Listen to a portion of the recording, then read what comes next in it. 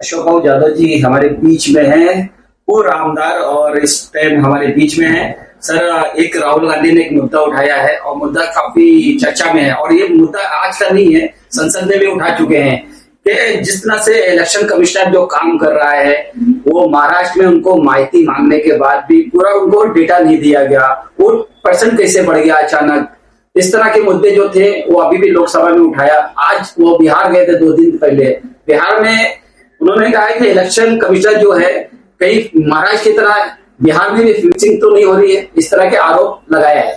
और ये हकीकत है, आपको बता देता हूं, क्योंकि मैं खुद भी ये अभी 2024 का जो इलेक्शन लड़ा हूं उसमें मैंने देखा है कि जब आचार संहिता लगने वाली है तो उसके 4 दिन 5 दिन पहले पूरे के पूरे 10 15 हजार नाम हमारे काट दिए गए। कई हमारे असेंबली से उठा के वर्सोवा में डाल दिए गए अंधेरी वेस्ट से।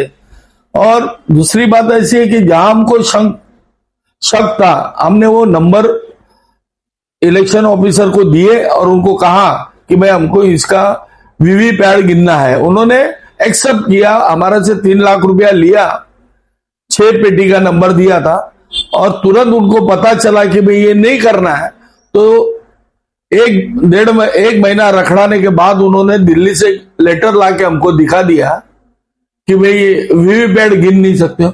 अरे वीवीपैट गिन नहीं सकते, ऐसा कानून है ही नहीं है इलेक्शन के इसमें, क्योंकि वीवीपैट जो है वो सुप्रीम कोर्ट ने लोगों के ऑब्जेक्शन के बाद में वो कर दिया है और हम ऑफिशियली पैसे भरे। अगर नहीं गिन सकते तो तुमने ऑफिशियली पैसे कैसे लिए? और कलेक्टर फिर बोलने लगे कि मेरे हाथ में कुछ नहीं, इलेक्शन ऑफिसर ने दिल्ली से भेजा है, ये आपको बता देते। तो सब ड्रामा है, हकीकत तो कुछ नहीं है इसमें। और मैं ये भी जान चुका हूं कि ये सिर्फ दीवार पे सर पटकने वाला काम है, वो सुनने वाले नहीं है। क्योंकि ऑफिसर में अगर दम होता तो आज जो महाराष्ट्र की हालत है वो हालत नहीं होती थी, क्योंकि ओरिजिनल शिवसेना का चिन्ह उठा के किसी और को दे दो, घड़ी की चिन्ह उठा के किसी और, अरे ये पॉसिबल ही नहीं है, आप नहीं समझे। अगर उनको सही में इलेक्शन लेना तो दोनों का चिन्ह जाम करके नया दोनों को भी दे सकते थे, वो नहीं करना चाहिए था। अच्छा, अगर उसमें था तो ऑब्जेक्शन के टाइम पे इनको ऑब्जेक्शन जब लेना था तो शिवसेना के जो आमदार थे उनको घर में बिठा सकते थे, उनको पता है घर में बिठाएंगे और बवाल हो जाएगा महाराष्ट्र के अंदर। और आज के तारीख में ऐसा कोई भी ऑफिसर नहीं है कि जिसमें दम है कि ये गलत है और हम उसमें आई विटनेस बनने को तैयार है। किसी में भी दम नहीं है, खाली कोई मुंह खोलेगा तो भी अटक जाएगा, उससे डर डर के लोग जी रहे हैं। और ये देखो, कोई भी चीज का एक मर्यादा होती है।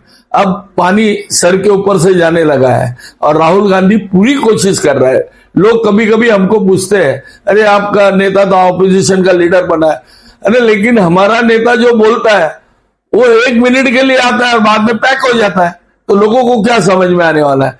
अभी ठीक है, जो मीडिया छोड़ के जो यूट्यूब और सब पे देखते हैं तो उन लोगों को समझ में आ रहा है कि हकीकत क्या है, और यही यूट्यूब इनको लेके डूबेगा। मैं आपको लिख के देता हूँ। सर, आपके सपोर्ट में और राहुल गांधी के सपोर्ट में संजय सिंह आम आदमी पार्टी के प्रवक्ता भी हैं और राज्यसभा सांसद भी है, उन्होंने भी मुद्दा बहुत जोर के उठाया है। राहुल गांधी ने जो कहा है वो 100% सही है। और यहाँ से शिवसेना के नेता उद्धव बालासाहेब ठाकरे के संजय राउत ने भी बहुत जोर से पूरी ताकत से समर्थन राहुल गांधी का किया है। तो ये आने वाला बिहार का जो इलेक्शन है ये हकीकत में फिक्सिंग होने जा रहा है। मैं आपको बता देता, इनको थोड़ा बीच में घमंड हो गया था एमपी के इलेक्शन में कि यहाँ हम पावरफुल है महाराष्ट्र में, उतना ध्यान नहीं दिया उन्होंने। मशीन मैनेज करना, ये करना, ऑफिसर, अभी मैं कैंडिडेट हूं तो मुझे ऑफिसर बोलता आप इधर नहीं बैठ सकते, ऐसा कानून ही नहीं है, आज तक नहीं है। सेशन ने जो बना के दिया है, क्योंकि उन्होंने किसी पे मेहरबानी नहीं की थी। इलेक्शन पब्लिक के हिसाब से, लोकशाही के हिसाब से चलना चाहिए। तो ये बलता सलता एक आध सर्टिफिकेट लेके आते, जेरॉक्स लेके आते और लोगों को बोलते आपको बाहर निकाल देंगे, कैंडिडेट को बाहर निकाल दोगे तो इलेक्शन कौन लड़ेगा? तो ये हकीकत है, मैं आपको बता देता हूं। और इसमें ये आगे जाके जो आज जो ऑफिसर इतनी खुदी मार रहे हैं, लेकिन मैं आपको लिख के देता हूं, जिस दिन ये परिवर्तन हो जाएगा ना, जो अधिकारियों ने जो मस्ती की है उनकी अगर इंक्वायरी हुई तो उनको जेल के बिना दूसरा रास्ता भी नहीं है।